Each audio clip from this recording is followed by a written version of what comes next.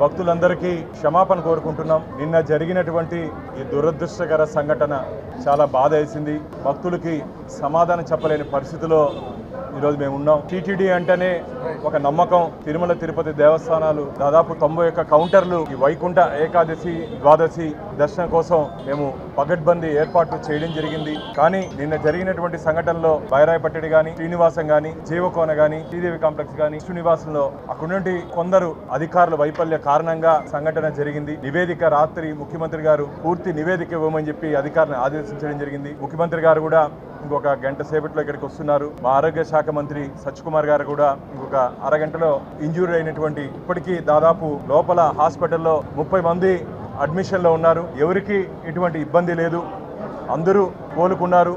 కాబట్టి వారి కుటుంబ సభ్యులతో కూడా మేము మాట్లాడి రావడం జరిగింది.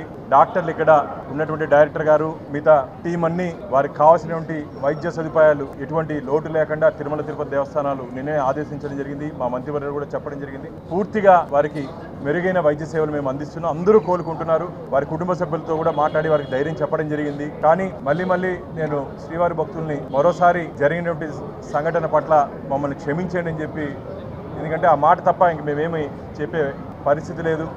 వచ్చినటువంటి గాయపడినట్టు వాళ్ళందరూ అసలు వెళ్తానే మాకు దర్శనం అవుతుందా లేదని అడుగుతున్నారు. దాన్ని బట్టి వాళ్ళ భక్తి, వెంకటేశ్వర స్వామి పట్ల వాళ్ళకు ఉన్నటువంటి భక్తి, మేము అక్కడ ఉన్నటువంటి మామూలుగా ఎక్కడైనా సరే గొడవ పడతారు కానీ లోపల పోతే ముసలి వాళ్ళు, ఆడవాళ్ళు, పిల్లలంతా అన్న మాకు దర్శనం చేపిస్తారని అడుగుతున్నారు. అసలు అంత స్వామివారి మీద భక్తితో కొందరైతే కొన్ని వందల కిలోమీటర్లు నడిచొచ్చామేమని చెప్తున్నారు. ఈ దురదృష్టకర సంఘటన నన్ను చాలా కలిసివేసింది. అసలు తిరుమల తిరుపతి దేవస్థాన చరిత్రలోనే ఒక చీకటి రోజుగా మిగిలిపోతుంది. ఇది భవిష్యత్తులో ఇలాంటి దురదృష్టకర సంఘటనలు జరగకుండా ఖచ్చితంగా భక్తులకి మేము హామీ ఇస్తున్నాం. ఎట్టి పరిస్థితుల్లోనూ ఇది పునరావృతం కాకుండా చూసుకుంటాం. కానీ వీళ్ళకి ఎటువంటి ఇబ్బంది లేదని చెప్పి మీ ద్వారా శ్రీవారి భక్తులందరికీ, ఎందుకంటే విదేశాల నుంచి కూడా ఫోన్లు వస్తున్నాయి మాకు, శ్రీవారి భక్తుల పరిస్థితి ఏమి, మీరు ఏం చేస్తున్నారని. కాబట్టి మేము రాత్రి నుంచి మానిటర్ చేస్తున్నాం. ఈరోజు రాత్రి ఉదయం 3 వరకు ఇక్కడే ఉన్నాను.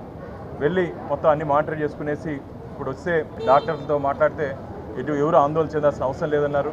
కాబట్టి మీ ద్వారా శ్రీవారి భక్తులకి తెలియజేస్తున్నాను.